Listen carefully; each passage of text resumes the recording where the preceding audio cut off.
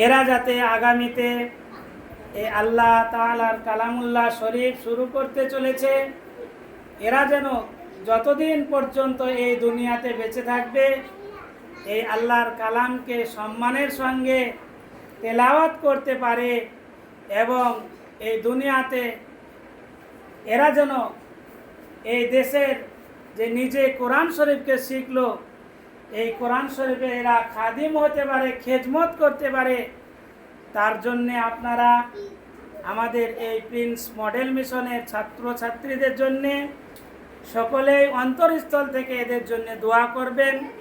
এরা যেন আল্লাহ তাআলার যে কালাম শুরু করেছে এরা যেন এই কালামুল্লাহ শরীফের সঠিক হক আদায় করে পড়তে পারে, এটাই আপনাদের কাছে আমরা আকাঙ্ক্ষিত। এই জন্যে আমি বলছি যে আপনারা এদের জন্য খাস দোয়া করবেন, এরা যাতে দেশের সেবক হতে পারে, দেশের খাদিম হতে পারে।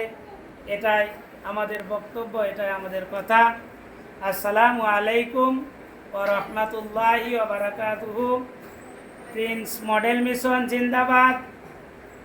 আমাদের মিশন মালিক আব্দুল জব্বার সাহেব, যিনার প্রতিপক্ষে আজকে আমরা এই কোরআন শিখতে পাচ্ছি, তেনার সর্বকামনা, তেনার জন্য দোয়া, এই মিশনের জন্য দোয়া আপনারা সকলেই করবেন। আসসালামু আলাইকুম ওয়া রাহমাতুল্লাহি ওয়া বারাকাতুহু।